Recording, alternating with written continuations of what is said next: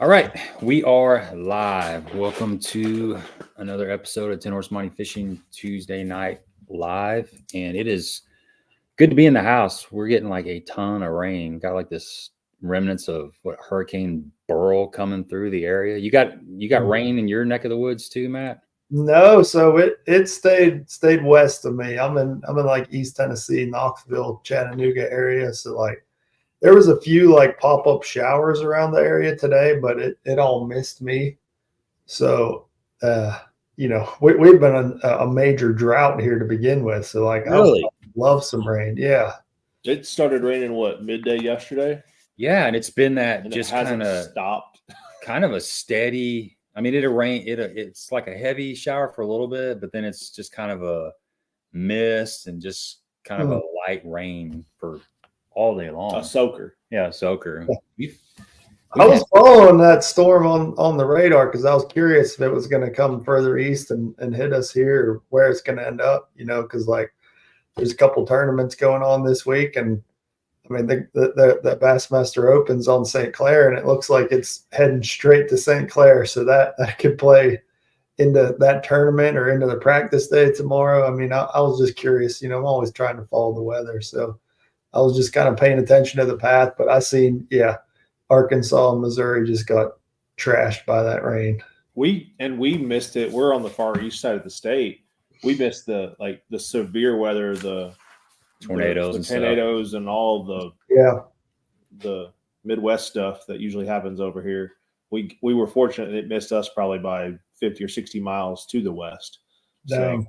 So yeah, we got lucky because my mom, stepdad, and my two daughters had a trip to Jamaica planned. They planned it like 4 months ago, and they were staying on the north side of the island. Yeah. And most of the damage was to the south side of the island. But I mean, it was like hour by hour if they were even going to be able to go, because they closed the airport for a day. Luckily, they opened it back up like 2 days before they were scheduled to fly in. So everybody was kind of on pins and needles.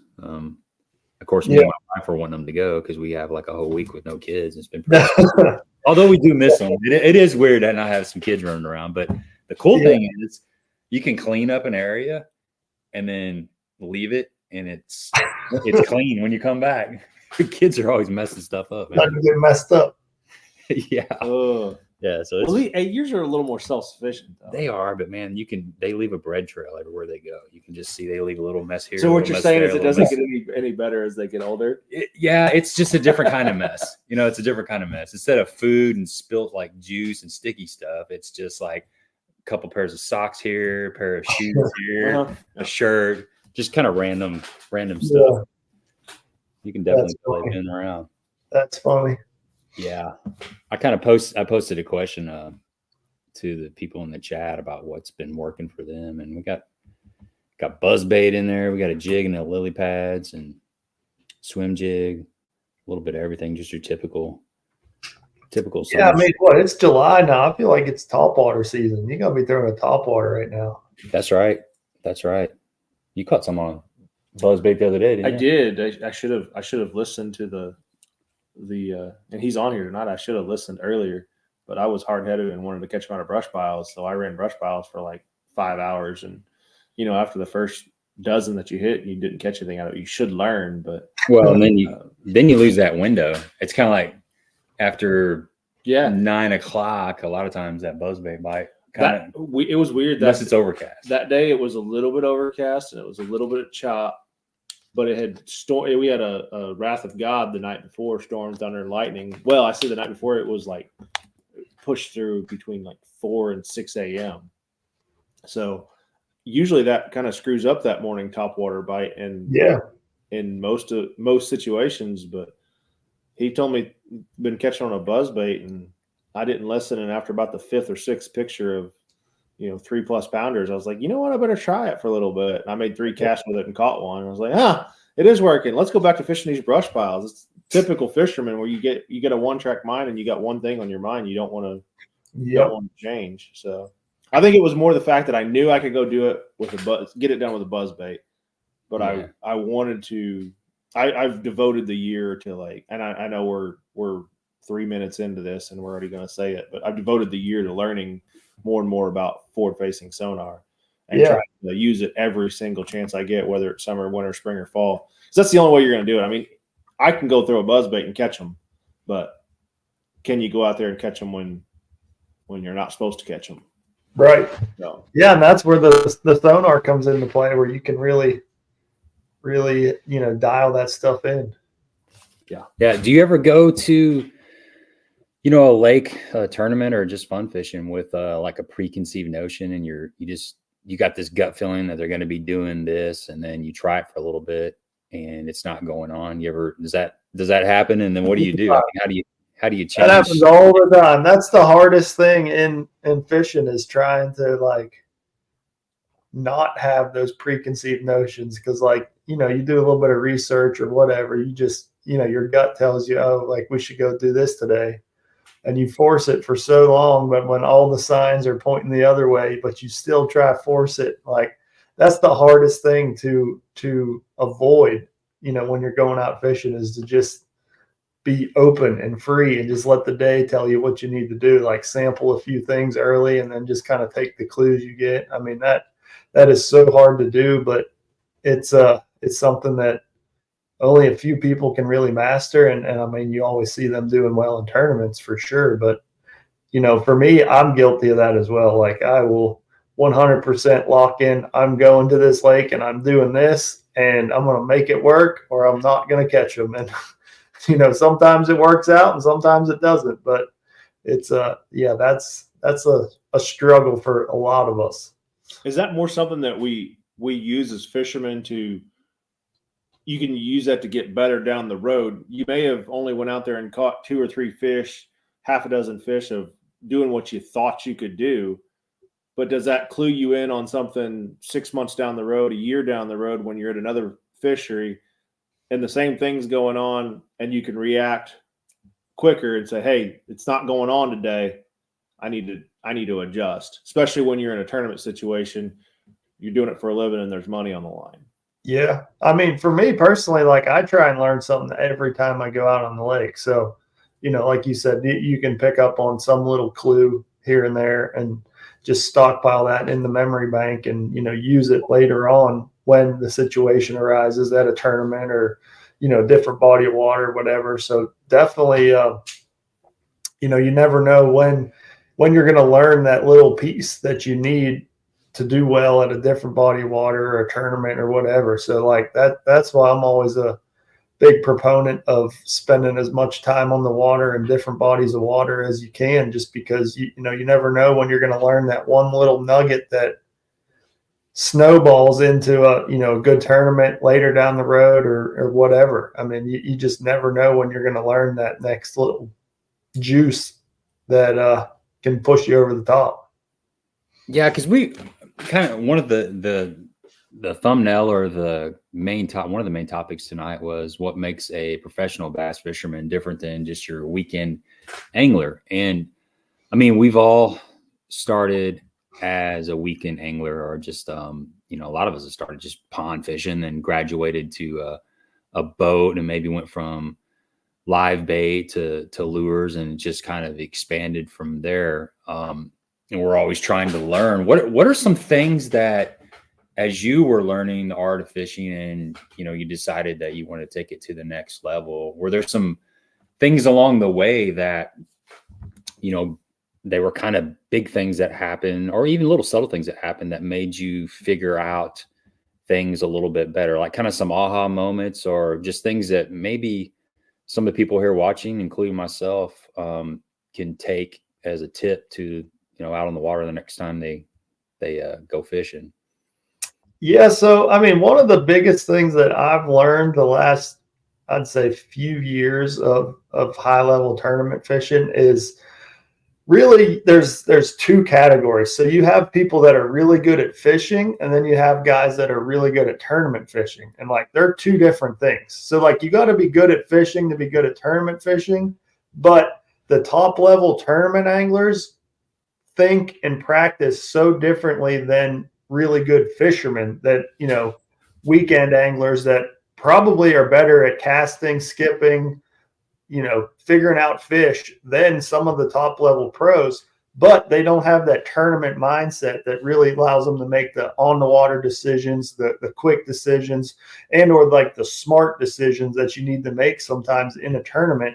And that's kind of where the two kind of get stuck in a little bit of a mix match there. So like great anglers, weekend anglers, great fishermen, but they don't have that same mindset as a great tournament angler. So, for me, I kind of separate those two. But as far as just, becoming a better fisherman, I mean, you kind of notice with all really good fishermen, whether they're tournament anglers or just, YouTubers or just out fun fishing, whatever it may be, they're very observant of all their surroundings, whether it be the conditions, the sun, the clouds, the wind, what the weather's doing that day. They're very observant of the birds or nature around them. You're always looking for signs of life from nature because, at the end of the day, those signs are probably keying you in on something that's happening under the water. So you're always looking for those birds that are feeding on bait. There's probably some bass that are feeding on that bait underneath the surface that you can't see. So,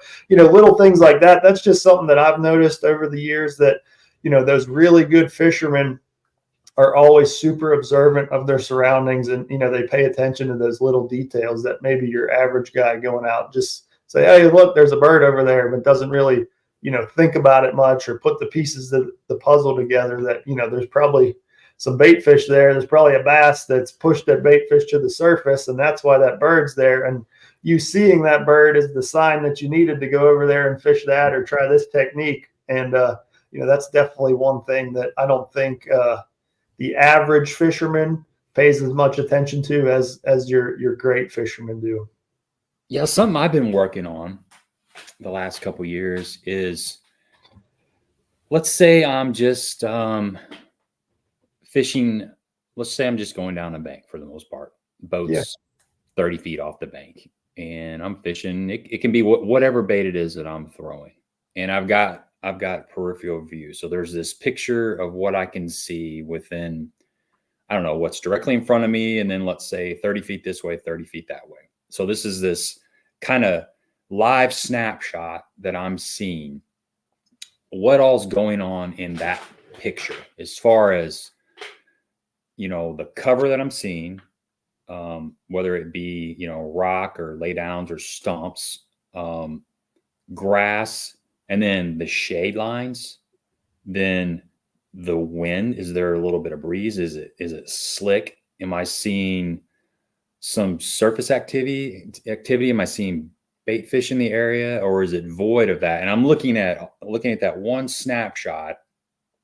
Of course, it's fluid, it's flowing sort of, but at that moment I'm thinking about it. I'm looking at that snapshot and I'm trying to break down, kind of micro dissect what I'm seeing and really look at the high percentage areas that fish could be and why I think that they would be in that area, instead of just going down the bank and kind of I don't want to say randomly fishing. I mean, looking for targets, but knowing why I'm picking out those specific targets, and then kind of thinking about, do I think the fish are bottom oriented? Are they suspended? Are they looking up more? And then how can I go through a few different baits to get a feel of, what the fish are doing? So that's something I've been trying to do that. I've been trying to really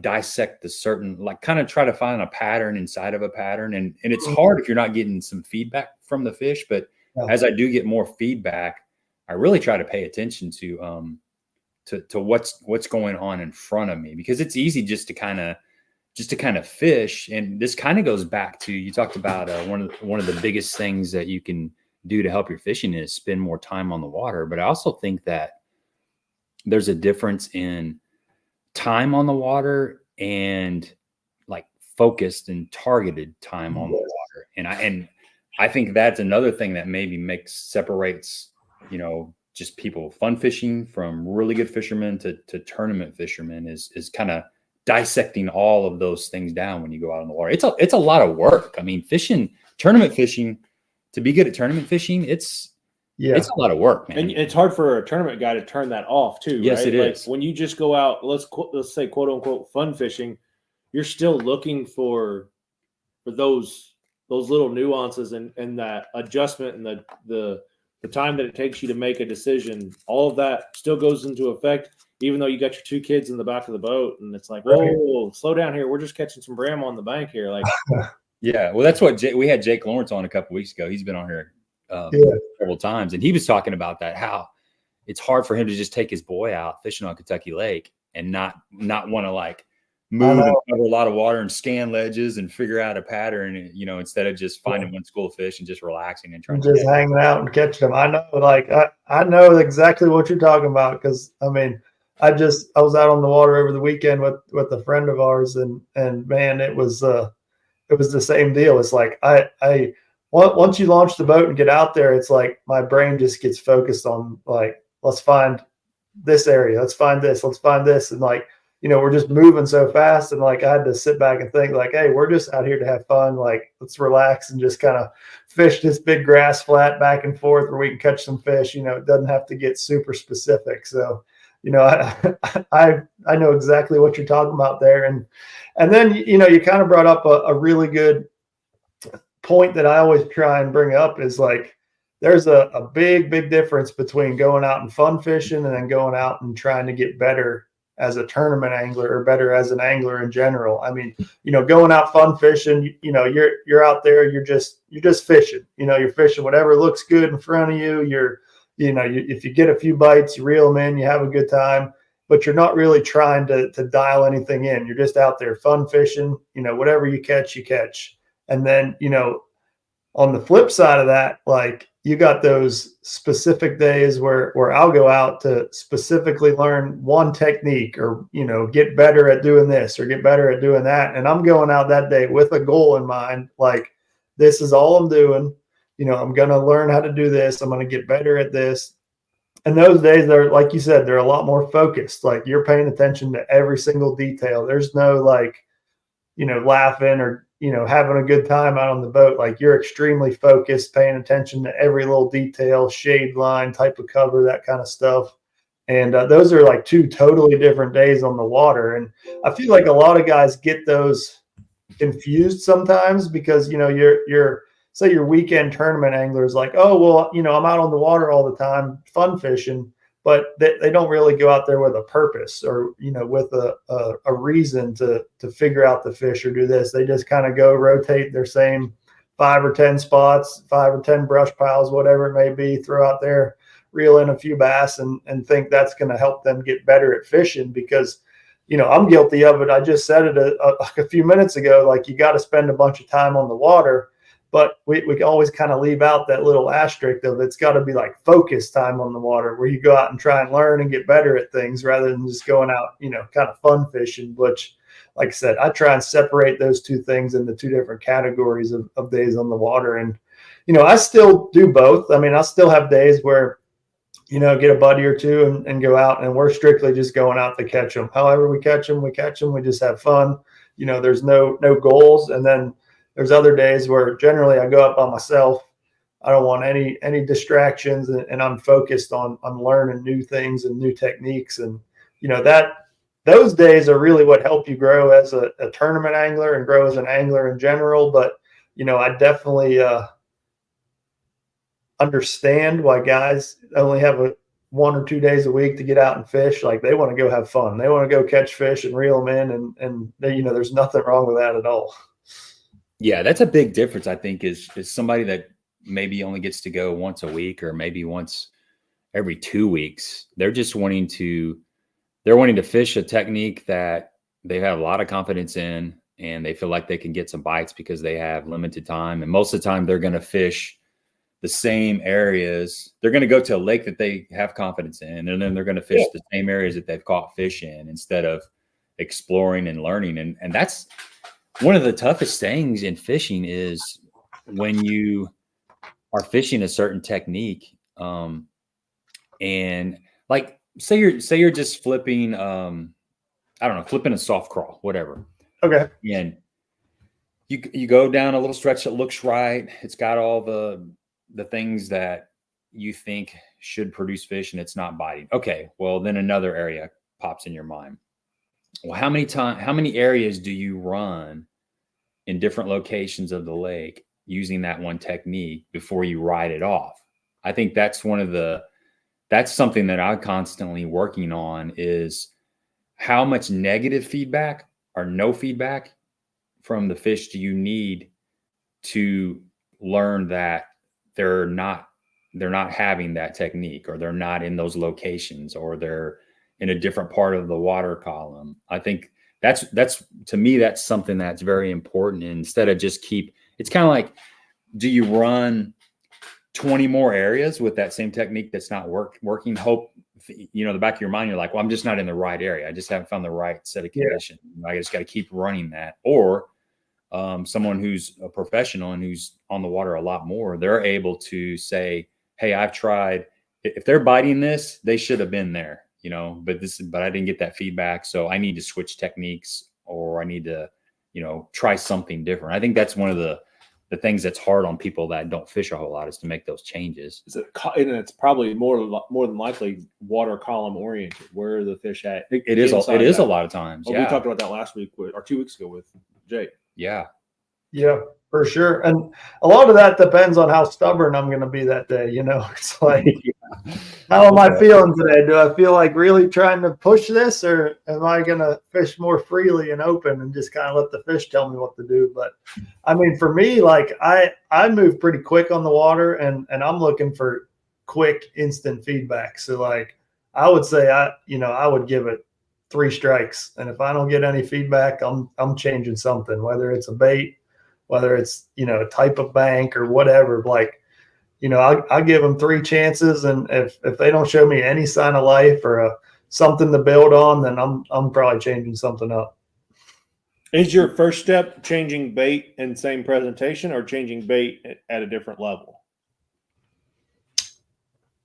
I would say changing location, changing the type of cover I'm fishing. Like, if I'm going out and say I'm flipping a jig down a bank that's riprap or, chunk rock or something, and nothing happens there, I'm going to go to more of a bluff wall or something. I'm going to adjust the type of cover with the same bait, because for me, generally speaking, I feel like you can get bit on those type of baits somewhere in that lake, every single day, those high percentage baits like a cross style bait or a jig or something like that, where you can always catch one on it. So, if I'm looking for areas to throw that type of bait, I'm going to adjust the location before I change the bait. Really, I don't really adjust my bait a whole lot. Technique, I will. Like, I'll go from a jig to a jerk bait or a crank bait or something like that. But as far as like getting into the specifics of the jig or cross style bait, like, I'm not really going to adjust the bait a whole lot. I'm going to, adjust the area first. And then, once you get some feedback, maybe you can dial in your bait a little bit better. But generally speaking, I have the baits that I'm confident in, and I'm just going to throw those, and hopefully they bite them at wherever we're at. You're going to pick off the dumb ones, not try to finesse the smart one in your boat. Exactly. I'm just, my whole strategy is to fish fast enough to catch enough dumb ones throughout the day that it makes up for the guys that are fishing slower for the smart ones. Right. I like that. Yeah. Yeah. Stephanie says we fish 10 to 12 hours a day. And that's another thing that's hard. Like, me personally, I'll go out, fresh and full of ideals. And when I'm 3 or 4 hours into the day and maybe it's not going like I thought it would, my mindset gets kind of heavy, and I kind of slow down, and it's hard to keep moving. You want to kind of find, it's kind of like if you side scanned a bunch of brush piles and you still haven't found what looks like a place that you should stop. A lot of times you'll just, this is good enough. And you'll start going to that, that C category stuff instead of trying to find the A or the juice. And that's from like hours and hours of not getting the right feedback. You finally just settle on something. I'm guilty of that. Well, that's just, committing to something that, you know, I struggle with that as well. You know, a lot of people do. It's like you get out there and you're looking for that special spot, but after a couple hours of looking, you're like, let me just go over here and throw a chatterbait in this grass. It looks good. Let me go throw a frog over here. Like you just get drawn into doing something else and distracted. And I mean, I'm guilty of that all the time. Like it's hard to stay focused and keep looking for that juice, as you said. Yeah. Let's see here. See if we got any questions on here. There's one up here. Is there one up there? About breaking down a lake. Okay. So we'd love to know how Matt goes about breaking down a lake and baits pre-tournament and what situations dictate a change to the plans. So kind of we're talking about like that preconceived notion. You have probably 20 rods lined up in the boat when you get ready to leave for a tournament, and then you know what hits the fan and you got to adjust. How long? Yeah. I think the biggest question is how long does it take you to adjust? You only got a limited number of practice days. Right. Yeah. So a perfect example of this question would be the Chowan River tournament we just had, I guess about a month ago now. It's at the beginning of June. So that was a lake that there was really minimal information available as far as research. Really nobody had ever been there before. So like, there was no historical tournament data to really know what was going to go on. So like for me, it was a wild card. You know, I did as much research as I could on, you know, YouTube and stuff, and kind of had a preconceived notion of, you know, what to expect going in there with all the cypress trees and whatnot. And, you know, when I'm doing my pre-tournament tackle and rigging, like I always leave a few rods like unrigged in the bottom of the rod locker just in case, you know, something pops up that, you know, there's nothing rigged up on them. They're spooled up. I got just a loop tied on the end of it onto the reel handle. So like it's ready to go to tie on whatever. So, you know, fast forward to practice, you know, I'm going through everything I thought was going to go down at the Chowan, throwing, you know, wacky worms, throwing drop shots, throwing spinner baits, chatter baits, frogs, everything at the cypress trees.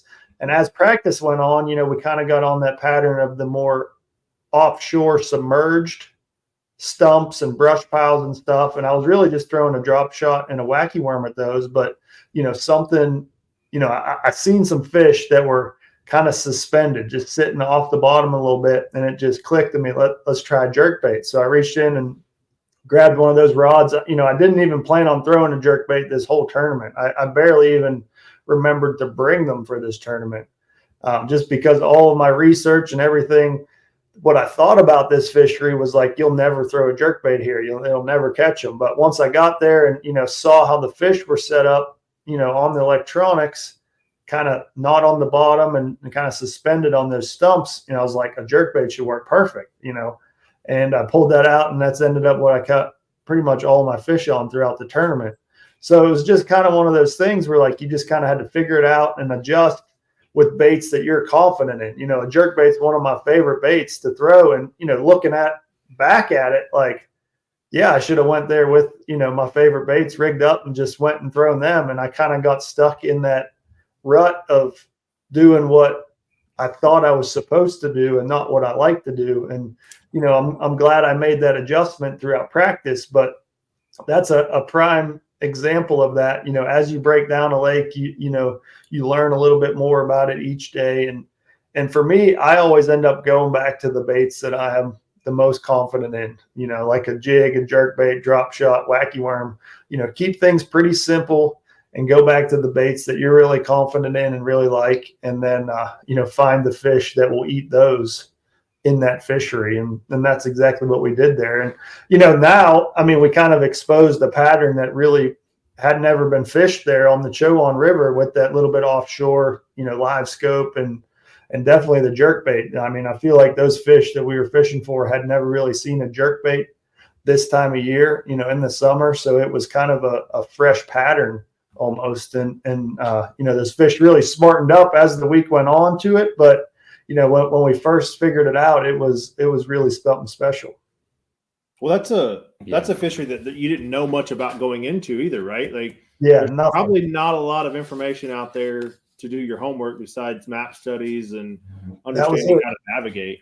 So yep, that was about it. You know, there's a few guys who had some YouTube videos, and all of those were basically just fishing the bank. Every video that I seen was straight fishing the bank. So like, you know, from that research going to that tournament, I'd never been there until the first day of practice. Like, I was expecting there to be nothing offshore at all, just because from the little bit of research that I did, I never seen anybody fishing off the bank at all. And, you know, then that's just one of those things that you kind of get there and make that adjustment as the, you know, as the practice goes on, and you see things a little bit different than say like the locals do or whatever.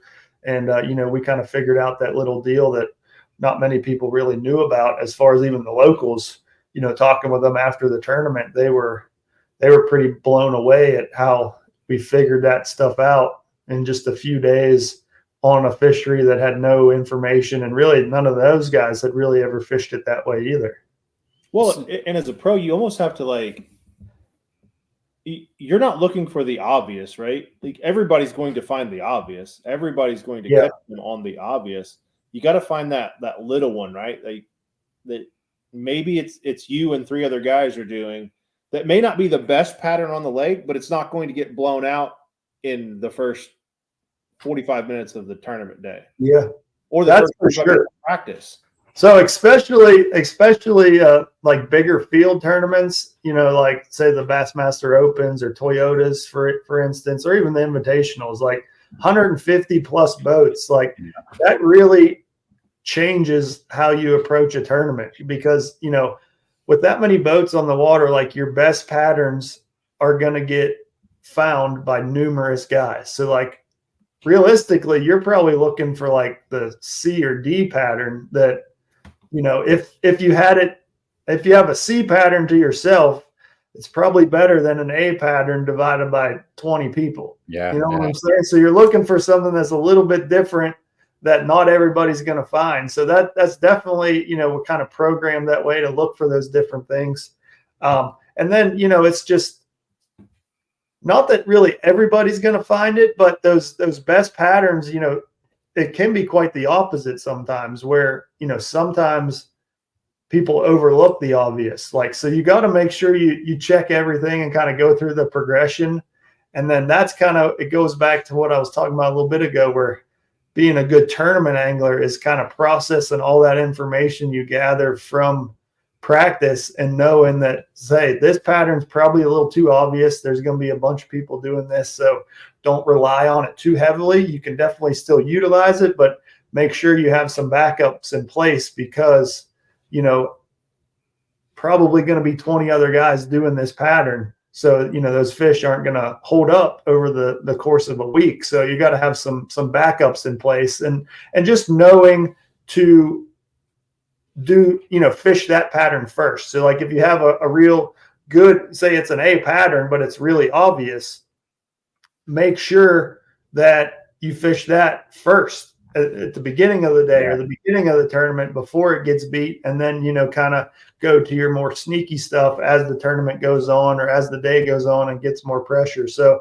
you know, all those little things kind of play into the strategy of tournaments, but it's man, it's a lot of fun for sure. What about back to the jerkbait a little bit? So you saw those fish sitting a little higher in the water column. Yeah. And you tie on that jerkbait and then you make a cast. What's going through your head? What did you see? I mean, was it like, I can tell these fish have not seen a jerkbait, or did you have to kind of work at it a little bit and kind of move around and figure things out? What was going on after that first couple casts with the jerkbait? Yeah. So, I mean, set that up, like water depth. What were we talking about? Like, yeah, it's fairly shallow fishery, if I remember correctly. So, yeah, I mean, this was actually the third day of practice. So we get 2.5 days of practice. So we had 2 full days, and this was the third day. We have till 2 o'clock that day. Nice. And I'm fishing down this stretch of cypress trees, and I'm throwing at the bank, the visible cypress trees, you know, throwing a wacky worm. And then as I'm fishing those, I'm kind of panning around, you know, out where the boat would be, or even out a little bit further, and throwing at old stumps or logs that have washed in with the wacky worm and a drop shot. So I'm just kind of fishing around. I just caught, a decent keeper, and I fish a little bit longer, and I kind of pan out to the left a little bit further off the bank, out towards the middle, and there's a big glowing brush pile. I mean, it's like a perfect brush pile that you want to see, and right in the middle of it are just 3 or 4 just glowing blobs, just big ones. I could tell they were big fish, and I knew they were just sitting there perfectly. And in my gut, I thought they were bass, but in the back of my head, I'm like, man, they could be catfish. They kind of look a little big to be bass. So I'm not really sure what the deal is. But as soon as I saw that, it was like, man, you should try a jerkbait over those. I hadn't even thought about it all week, but as soon as I saw that brush pile with those fish kind of sitting in the middle of it, kind of suspended, I was like, man, I wonder if they need a jerkbait. So I sit down and tied one on. I didn't even have like the right equipment or the right setup that I ended up using for the tournament. I just happened to have a rod that was doable to throw a jerkbait in practice. And granted, like I said, we only had a few hours of practice left. So I throw over, I sit down, tie on this jerkbait, throw over that brush pile, twitch it down to the brush pile, and instantly all 4 of them just charge up at it. Okay. And one of them hook, kind of loads up on it, and then it comes off, and I missed them. So I was like, man, maybe it wasn't a bass, maybe it was a catfish, I don't know, but they acted like bass the way they charged up at it. So I just kind of ignored that brush pile and just kind of kept fishing along. Honestly, I don't even think I made another cast with the jerkbait for like another 10 or 15 minutes till I get down a little bit further, and I see a log out off the bank, laying down there, and there's two bass sitting under it. Normally I would have thrown a drop shot and they probably would have bit a drop shot, but I was like, this is a perfect opportunity. Like, I know these ones are bass. Let me throw that jerkbait over there.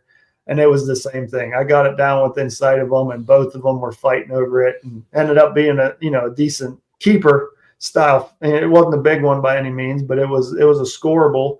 And that right there, that was the clue I needed. I mean, I remember thinking like, man, I wonder what I can do with this jerkbait. And then I basically had another hour and a half, 2 hours of practice to just kind of expand on that. But I never really got to fish the full potential of the jerkbait until the tournament.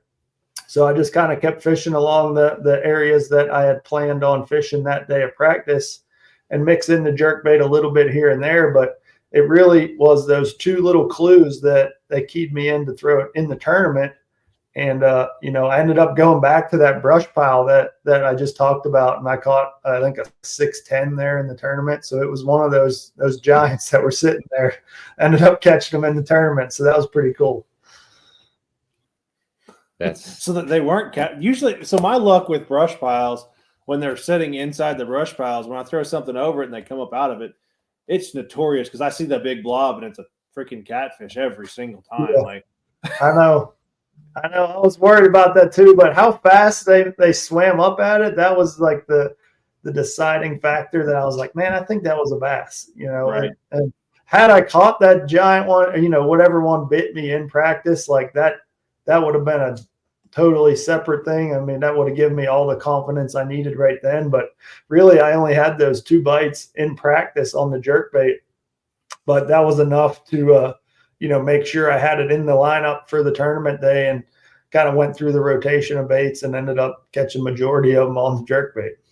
And with the style that you guys fish, you say you only have 2.5 days of practice, which is true. You truly only have 2.5 days of practice, but if you're in the mix of things, and you're in the mix of things, the rest of your tournament day is a practice day. Yeah. So moving forward. Yeah. So that's the cool thing about the Major League Fishing format with the Bass Pro Tour is like, one, you're never out of it. So like you could have a bad day and make it all back up on day 2. So like you could literally 0 on day 1 and catch 100 pounds on day 2 and still make the next round. So that's one cool thing, is that you're never out of it. But I really like the fact that you can continue to practice during the tournament. So like, typically, on fisheries where you're getting a lot of bites like that, you can keep fishing down stretches and just pick off a fish here and there and kind of stay in it. You don't necessarily have to fish your best stretches all the time. You can kind of fish the outer edges of it, just kind of expand. And, every time you catch one, obviously it counts. So like, you can, once you get a good base bag of fish going, I mean, you can just keep kind of practicing, pick one off here and there, and you know, stay up there in the standing. So it really allows you to expand on your water as the day goes on or as the tournament goes on. And that's one really cool thing that I like, is you don't really have to spend your whole tournament day running straight to spots you already know and just keep fishing here. Like, I always like to sample new things and try and expand as the tournament goes, because, you know, it doesn't count if you catch them in practice, but if you're practicing during the tournament and you catch one, he counts. So like, that's kind of how I look at it, was I can continue practicing during the tournament, and every one that I catch is going towards my total for that day. So he counts. And then I'm using that information to kind of, you know, game plan for the rest of the tournament as well. Jay's got a question about jerk baits. So I was kind of going to ask something about this. Like, he says, are you throwing a floater, a high riser, like a, you know, 110? I know the scope stick's like 100 and then a 120. So that they got some different size baits there. But do you, like, I guess the question for me is, you know, how do you determine what size jerk baits to throw? And then do you want it suspending or do you want it slightly sinking? And how do you determine what you want that bait to do? And then there's the action too, you know, jerk baits have actions too. I mean, the quick answer is all of them, but right. I mean, the detailed answer is, so like, man, I have a ton of jerk baits. I really like all different brands, sizes, colors for different situations, but specifically at the Chowan, I was just throwing like a 110, Megabest 110 that was a suspending jerk bait, because, you know, I wanted it to kind of sit there when I paused it. I didn't pause it very long, but, you know, when I did pause it, I wanted it to sit there and not float or not sink. So that was one key with that. You know, as far as that, actually, you know, another key feature of that setup that I kind of adjusted going into the tournament was my line size. So I upped to like 15-pound fluorocarbon. So it helps keep that bait from diving as deep. So, you know, the heavier line you throw, the more resistance you're going to have, the less depth that your bait is going to dive. You know, the thicker line, the less depth your bait will dive. So, you know, throwing a jerk bait, you can up your line size from, say, 12-pound is probably my go-to. That's my standard that I start with. You know, you can up to 15 or 17 or even 20, and that bait is not going to dive nearly as deep and help keep you above the brush pile. And then you could even do the reverse of it and go down to like 10-pound line, and that bait's going to get deeper. So, you know, a jerk bait is definitely one of those techniques where you can adjust all those things with the same bait. And then, you know, you even got the other option of, you know, going to a +1 style bait or a different brand bait, you know, like the Bill Lewis Scope Stick 100. It's a little bit smaller bait, but it also doesn't quite dive as deep. You know, there's a floating version of that as well. So you can kind of fish that over top of grass. You know, there's so many different variables that kind of go into that equation of throwing a jerk bait, but it is it's something that really takes a lot of detail to get your jerk bait set up dialed in. It's not really something that you can just tie on to any rod. And I mean, it is something you can tie on to any rod and go out there and catch fish, but to have it extremely dialed in, I mean, it takes a lot of time to figure out what does what to it, and a lot of time on the water playing with different hooks, different line sizes, different rods, all that kind of stuff to really figure out the intricacies of each jerk bait. Hey, what do you think about line size? With looking at fish on forward-facing sonar and line size. I know a lot of the Japanese anglers like Koi Fajita and Taku Ito, they're fishing. It's not uncommon for them to be fishing, 20, maybe 30-pound braided line tied to, a 15-pound leader. And they're doing, that's minnow shaking and some other techniques that they're doing where, a lot of people are thinking you need like 10-pound braid and 6-pound fluoro. Right. What have you seen out there as far as line size in relation to fish biting different line sizes?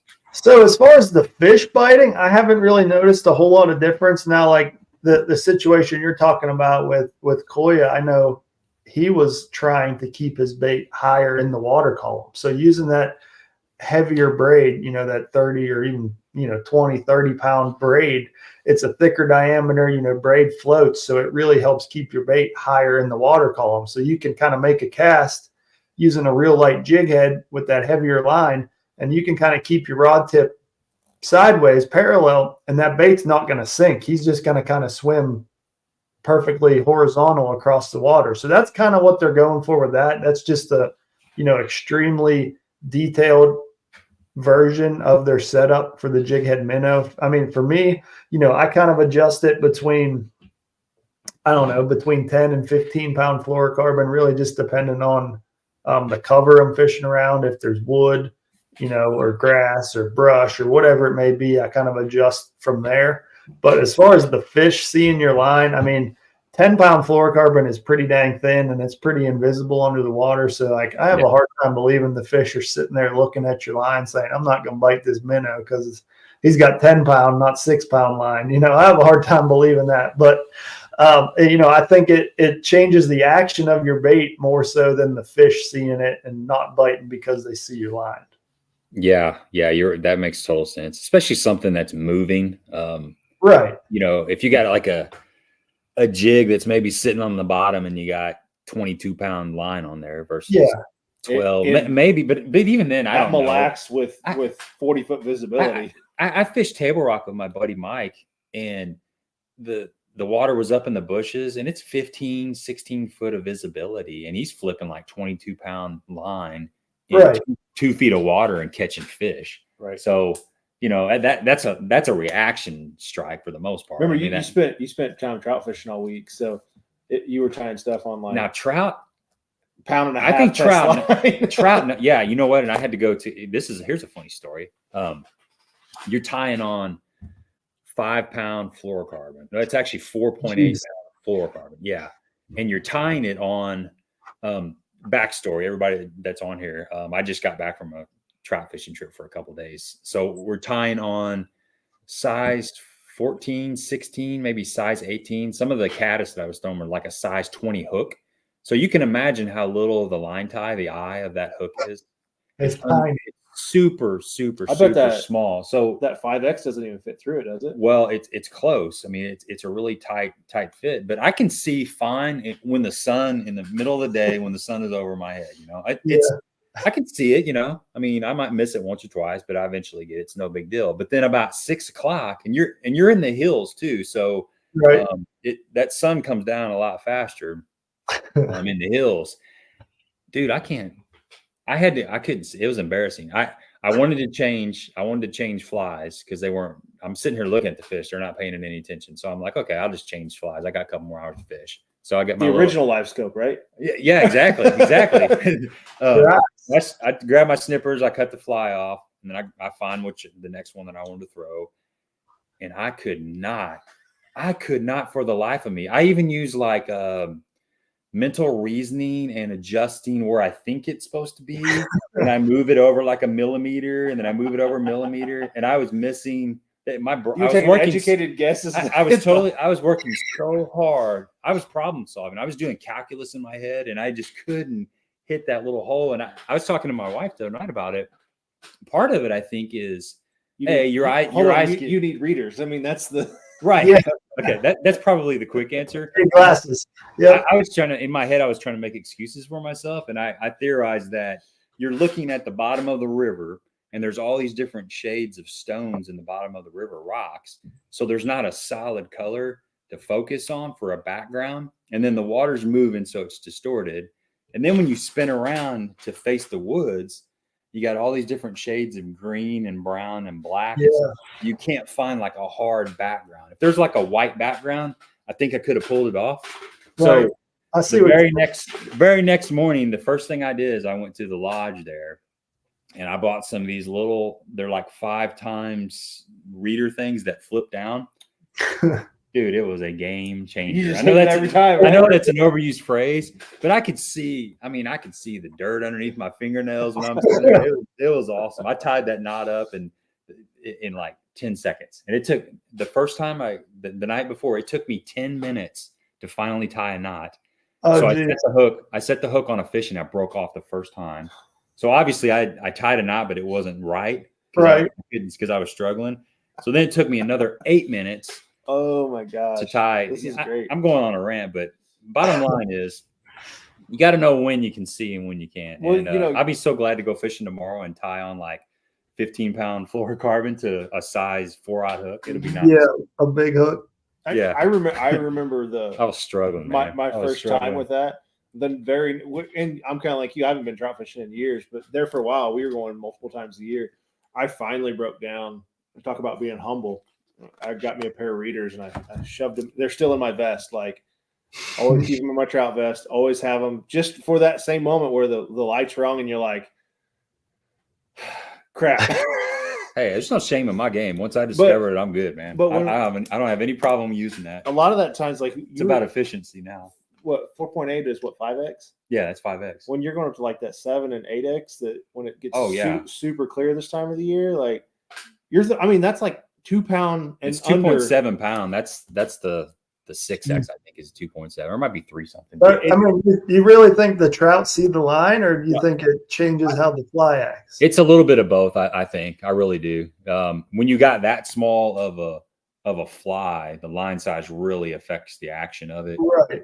So it's not as natural. But yeah, I can see how they can see the line too when they're feeding on such small little things. They're feeding on something that's that big, like the tip of the pin. That's what they're feeding on, and they're 22-inch rainbow trout that's gotten that big by eating just little midges. They've seen enough of them, I promise. Yeah, they're dialed in on what they're looking for, so they're looking at smaller things, so they may be able to see the line more so than a bass. But see, we're getting way off topic with bass fishing and trout fishing, but I got into the streamer fishing, so I'm throwing like 2 to 3 inch baits, which are huge in the fly world, and I'm just ripping them like a jerk bait back to the jerk bait. And when they hit that, they hit it like a ton of bricks. It's like catching one on a jerk bait, and they knock slack in your line, and all of a sudden you got a big one on the line. Nice. But they come from you're watching them come from a mile away to slam that bait. Yeah, that's cool. Hey, I got it back to the jerk bait. We'll get off the trout topic, but back to were you ever running that jerk bait into the brush pile? Like throwing a +1 or +2 and using that bill as like a square bill and knocking it off? So no, it was never really deep enough to throw a +1 or +2, but I was definitely hitting the brush and the stumps sometimes. Just kind of depending on how high in the water column they came up off the bottom, and how accurate my cast was. Sometimes I'd run it right into the middle of the pile and end up hitting it, and sometimes that triggered a bite, deflecting it off the wood for sure. Yeah, you need those Coke bottles. That's what he said. Great comment, man. Yep. You're right, man. I got it figured out now. The only problem I've got now is that they're too big. Like they're in my line of sight. Oh, sitting on your hat. So the next time you see him, he's gonna have him wearing around his Yep. I might go through. You're gonna have some Bahio readers. No. Yeah, you can get them right built into your sunglasses now. That's right. But I don't need them when I'm bass fishing. It's just when I'm trout. I'll have my own trout. I'll have trout specific sunglasses. Yeah, you don't need them. Yeah, right. Yeah, you're right. Yeah. Hey, all those things that the old folks told you, they're slowly coming true. Well, and as baits keep getting smaller and smaller and smaller, pretty soon we're gonna be using flies for bass fishing. I know we're gonna be using little forward-facing sonar minnow flies.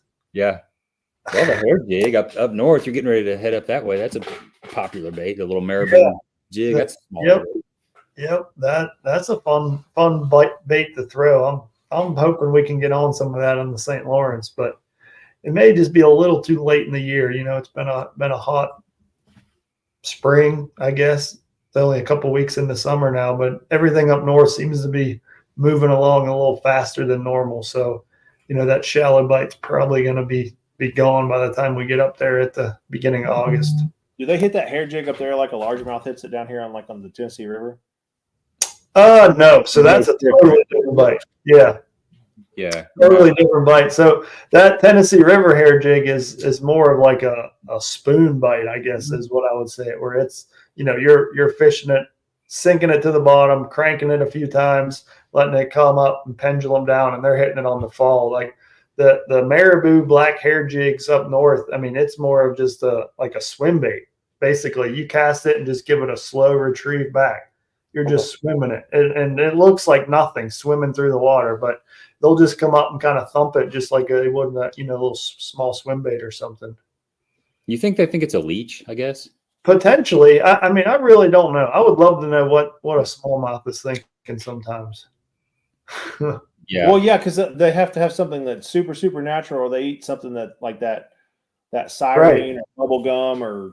Yeah, then they'll hit a gaudy chartreuse 3/4 ounce spinner bait that looks like nothing, man. In the clearest water that you've ever seen. Yeah. Yeah, it makes no sense, but they're just mean. That's smallmouth for you. That's bass fishing in general. None of it makes sense. Yeah, I know. It is. You'll tie something on. You're like, there's no way they're gonna bite this, and you get a bite on it. And you're like, why did they bite that? Yep. Sometimes it's just about being different. Yeah, there's a lot to be said about that for sure. Yeah. I wanted to touch on the heavy hitters tournament.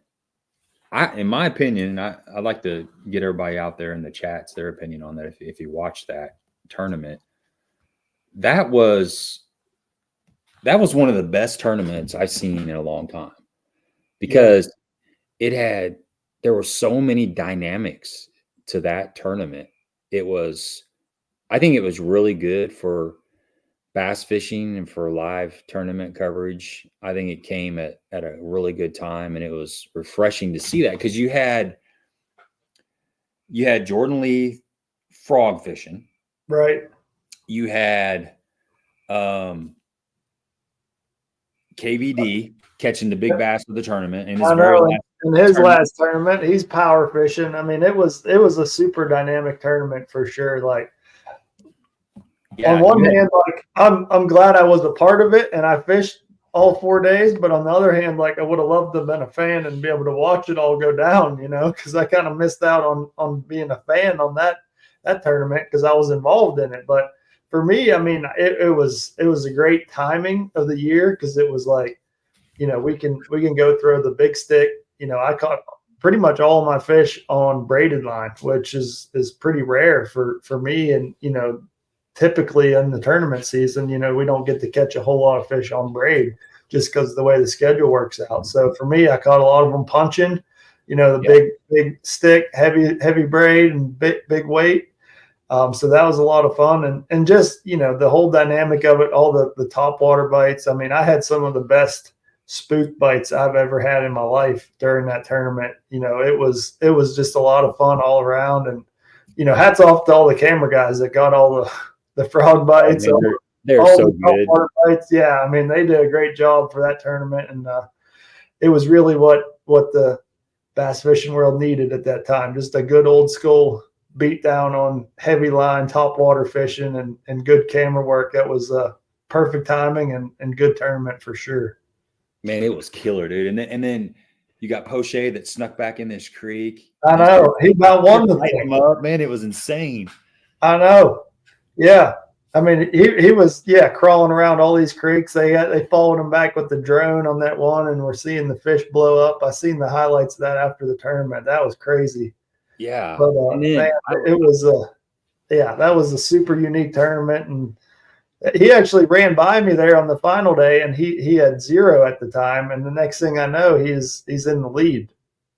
It's like he went from 0 to in the lead, but in a couple hours. Like it was just a crazy dynamic. And then, the other thing that really added a wrench to that final championship day was the 3-pound minimum. Yes, I was getting ready.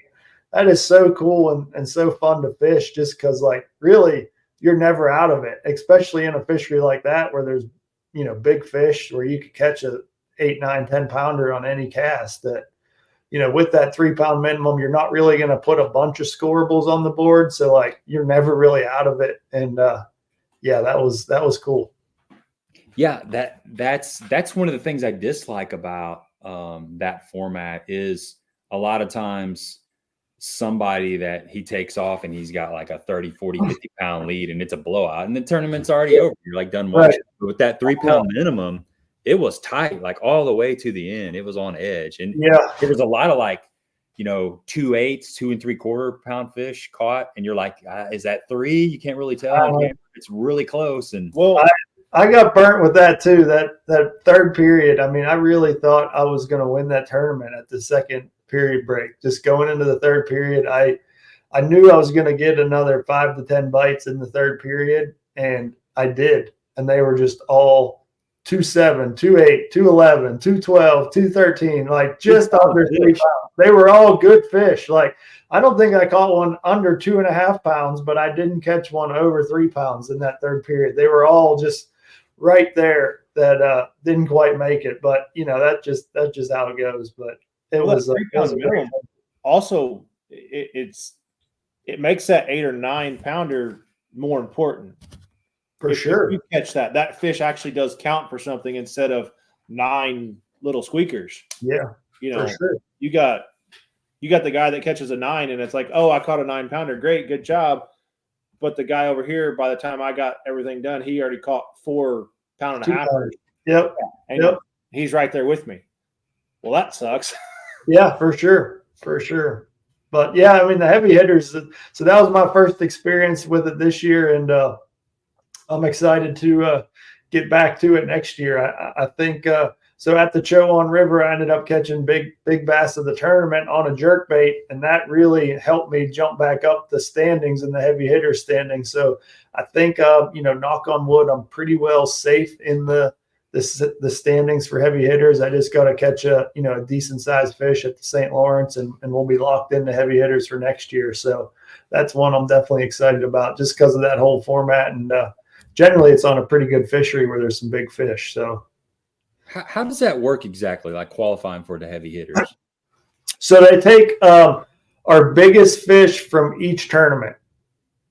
So the biggest fish that we weigh at stage 1 count is our fish for stage 1. And it doesn't matter what day you weigh it. If you fish all 4 days that you're eligible, what your biggest fish of those 4 days is what counts as your heavy hitters fish. So it takes your biggest fish that you weighed from each tournament, and then you take, all 7 of those after stage 7 and add up the total weight. And that's how you determine the standings of, the heavy hitter standings. And, right now I have like a 3 pound lead over the 30th place that is the cut line. So I feel like making up 3 pound deficit is going to be pretty difficult. So I feel like I'm pretty safe as long as I catch, say, like a 3 pounder at the St. Lawrence, which I feel like that's going to be the average fish that gets caught there. So we should be pretty safe. That's pretty cool, man. So 30 people qualify for that. Yeah, 30 people make the heavy hitters tournament. That's cool. I appreciate that, Mike. Yeah, Mike's a good dude. Really good dude. I'm gonna go up there and go fishing with him. You ever heard of Newton Lake? It's a power plant lake up it's kind of in Drew Gill's neck of the woods. Yeah, he's talked about it a bunch. Yeah, that's Mike. Mike's an Indiana guy, but he slides down there to Newton every once in a while, and I'm gonna go up there. I've heard good things. So yeah, me too, man. It's about 3.5 hour drive, but I'm gonna go up there and jump in the boat with Drew probably this winter, and hopefully Mike's available too, and I'll get a day in with both of them. Heck yeah, that's awesome. Yeah, it's definitely on the bucket list for sure. How about Drew Gill dropping out of the invitationals too, which is a thing to do, huh? Yeah, so we kind of been talking about that all year, just because, I mean, like he brought up the situation where he was the first man out last year, so he kind of felt firsthand what it felt like to have somebody in the BPT ahead of him in the standings that kind of, took that position from him. And the way things shook out, he got invited anyway. But, if I was in that situation, I had already said I would be doing the same thing. That's actually why I didn't fish all the invitationals, because I kind of wanted to stay out of the way of those points. The top 10 anglers realistically deserve to qualify. And it sucks that we only get to take 5 per year, because they're having a great year on the invitationals. So, those 5 guys that qualify for the Bass Pro Tour from the invitationals, they deserve it. Like, they deserve that spot. And I by no means want to get in the way or interfere with that. So, I decided to only fish 3 of the invitationals, just the ones that kind of fit into our schedule a little bit better. If the point system was different and they went down the list, I would 100% fish all the invitationals, just because I love fishing those tournaments. It's a lot of fun, but that's one thing that it hits close to home for me, because one, that's how I qualified. I worked my way up through the invitationals or the pro circuit at the time. So, I'm always feel like I should look out for those next guys coming up as well. And that's, Drew and I had long conversations about this, and he felt the same way. And that's kind of, he said at the beginning of the year, and he held his word for sure. After winning Rayburn and leading angler of the year for a while, it was looking like, maybe he's going to fish them all. But, after Champlain, he kind of fell to third. And Jake and Alec are more than likely, they're going to catch them at St. Lawrence, or not St. Lawrence, at St. Clair, Detroit River at the next invitational. So, it would have been pretty hard to move up and win angler of the year for Drew, but I mean, he definitely could have done it, and that's $50,000. But it just goes back to, I feel like those guys who finish in that top 5 deserve to move up to the Bass Pro Tour. They deserve their opportunity. And I feel like it was the right thing to do for sure. I think Drew's made enough money this year anyway. Yeah, he doesn't need any more money anyway. Exactly. That's happened a couple years though, hasn't it? Where somebody had been in the top. Yeah. I wonder why they don't change that, or why is that? Why is that like it is? Do you have any idea? I don't know. I don't want to speak on something I don't know the exact reason of, but it's always been that way, that, if a Bass Pro Tour angler finishes in the standings of the invitational, if he requalifies through that, they take that spot first and then revert back to the Bass Pro Tour further down the Bass Pro Tour list as far as who's getting cut. So they kind of take that, they take that spot from the invitationals, and that's how he qualifies for the next year's roster. So that moves someone else on the Bass Pro Tour roster up to take that guy's spot. You know what I'm saying? Okay. In a way, you would be protecting your own, the veterans of the somewhat. Veteran. Yeah, I assume that's why of a BPT angler, right? You'd be protecting that. Correct. I assume that's why they set it up that way, but I don't really know for sure. But that's that's kind of the situation it is right now, where it's like, if you do well enough in the invitationals, they take those 5 spots first before they even look at the Bass Pro Tour rankings for the qualification for the next year. So if you finish inside that top 5, that's how you qualified for the next season. They don't go down that list at all. It's a hard cut at 5. And then if a Bass Pro Tour angler is in that top 5, they go back to the Bass Pro Tour list and go to the bottom, or wherever that guy was, he gets pulled out. So that may move a guy up in the standings to, requalify that way. So, you're always gonna, there's only a 65-man field, so they're going to qualify somehow, right? But, a guy coming from the invitationals is going to take a spot from someone that's currently on the field. That's just how the qualification's set up. So, those guys earned it. They deserve to qualify. So that's kind of my stance on it. Yeah, I didn't know that's exactly how that works. So I kind of understand that. What do you think about the, them going to the 65 and then eventually to the 50? Well, the cool thing about it is it's going to shorten the event. So it's going to be a 4-day event now, rather than like the 6-day marathon tournaments that we have now. So it's going to be easier for the fans to follow, because we'll be fishing 4 days in a row. As a competitor, kind of selfishly, I kind of like the off days, in between fishing days, just because I could, kind of sleep in, relax a little bit, get the boat cleaned up and tackle organized. But I understand on the media side of things, being able to follow the tournament 4 days in a row, that'll be key. And then I really don't know how I feel about it. We'll see how things play out. You know, I definitely feel like there'll be more media opportunities for the smaller field. You know, if you're one of those 50 anglers, you know, obviously there's more opportunity to get on camera. There's more opportunity for media. So there's more opportunity to grow your brand and better yourself. So, I mean, I feel like it's all good things. You know, I'm excited to be a part of it and kind of see how it plays out for sure. Yeah. Yeah. I think it's definitely got some pluses. I like the thing that you first stated was being able to follow the tournament better as a fan. So everybody will be fishing on the same days now. There won't be half the field split up. So, you know, if your favorite angler is Group A, you know, he's only fishing on day 1 and 3, not days 2 and 4. So, like, you're missing a couple of days of tournament of following your favorite angler, whoever that may be. So, like, now everybody's going to fish the same days at the same time.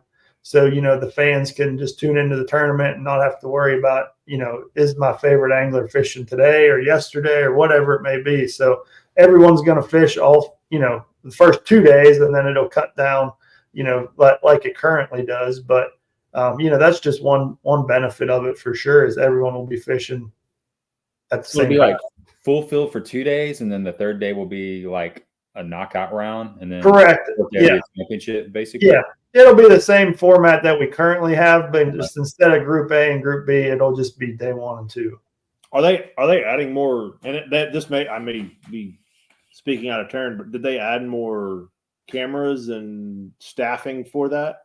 So I don't know that yet. That we'll kind of learn more about that as they work the details out. But I assume they definitely will have to have added or recruit more officials per event, you know, just because right now we only fish 40 guys per day with the 80-man field split into 2 groups. So we never fish more than 40 in one day. So they'll definitely have to add a few officials for that.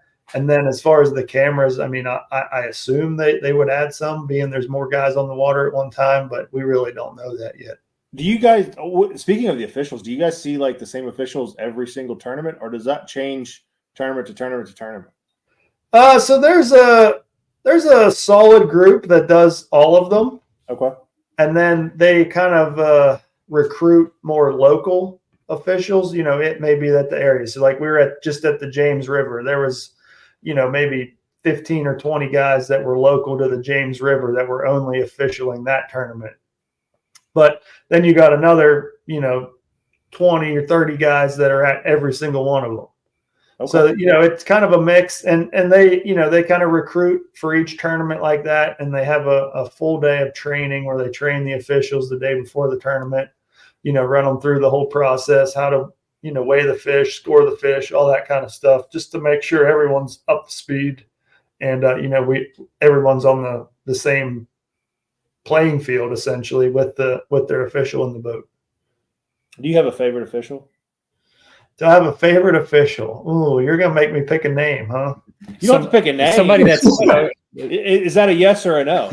Yeah, I mean, I've had some good experiences for sure with a certain guy. I think it's Paul from Oklahoma. He's probably been my favorite official that we've had some winning days. I mean, I got a couple. I mean, it's hard to pick. You know, you kind of build a bond with people when you have a good day or when you win the tournament. So, like, you know, you're face to face with them a lot if you're catching a lot of fish. Yeah, and then there's an official named Catcher. His nickname's Catcher. That was my official when I won at the Saginaw Bay. So we kind of have a bond there as well. That, you know, just it's hard to pick one, I guess. But yeah, we got a few favorite officials, I guess. Well, your bass fishermen aren't superstitious at all, so yeah, I mean, yeah, exactly. We want to make sure we get the same cameraman, the same official. Yep. Yeah, and you make sure you get one of those good luck officials. So you always look and see who he had the day before, and make sure he was with someone who caught a bunch of fish. You know. Do you get the same one on days 1 and 2, or 1 and 3, 2 and 4? No. So we never have the same official throughout the tournament. Okay. So it changes. Has the Bubba scale been wrong? Has the Bubba scale ever been wrong for you? Like when you reweigh? For me, no. I've tried to reweigh multiple fish this year, and every single time it's been dead on. Like if it's a 1.7 and it's a 1.8 minimum, I'll try and reweigh it. And it's been 1.7 3 out of the 3 times I'm allowed to reweigh it.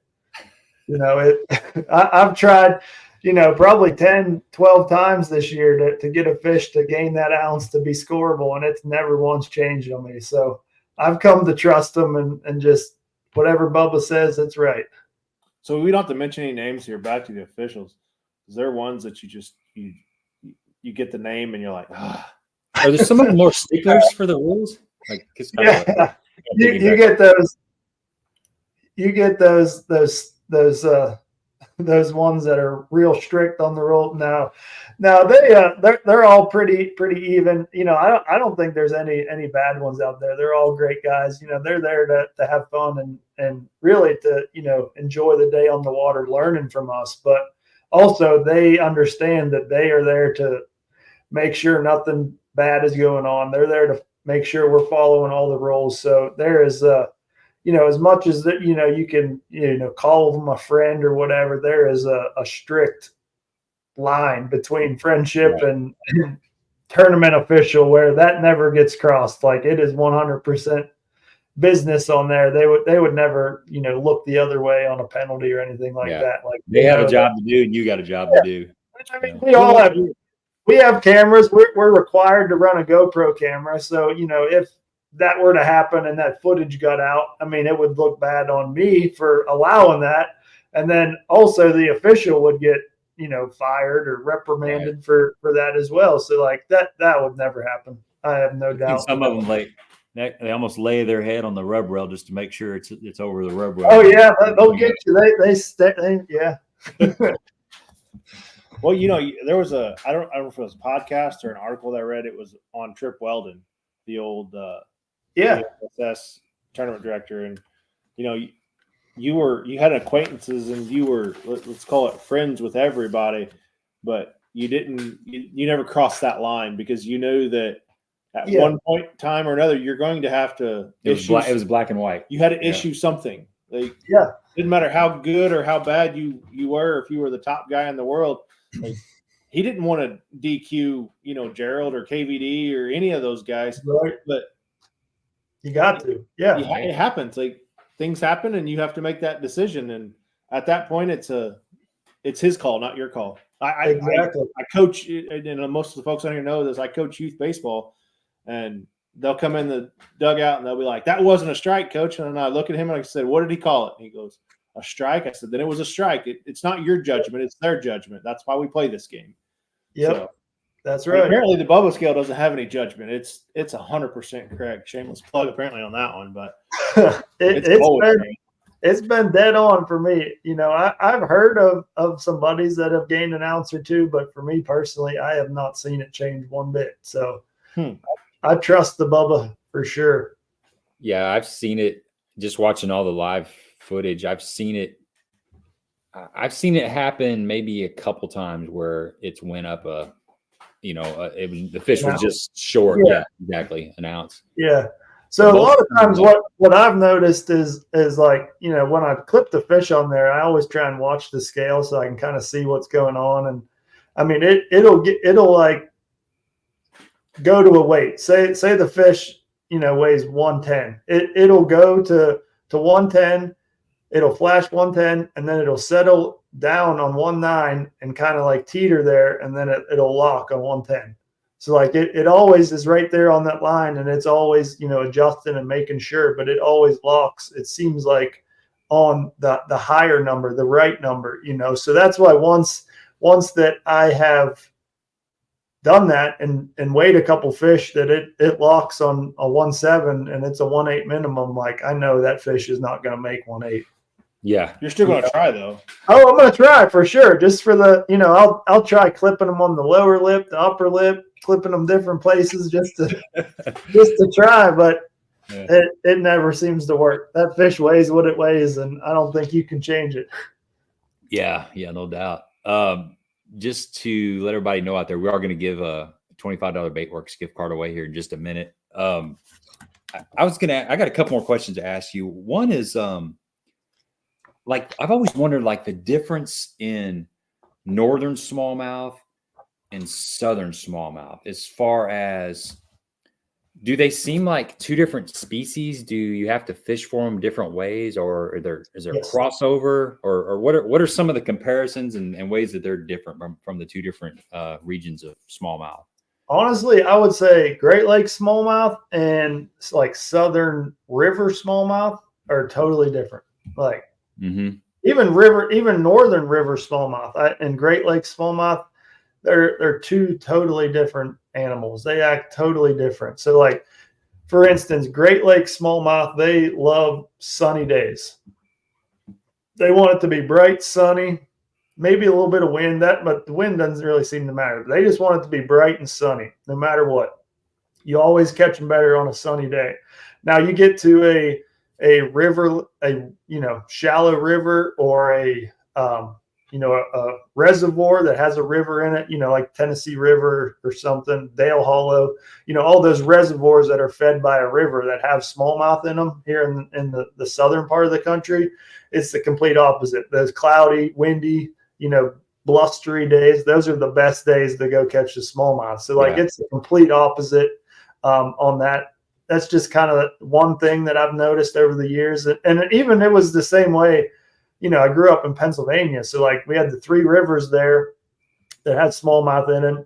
And then you fish that, you want a cloudy day. They've always bit better, top water, crankbaits, whatever on a cloudy day.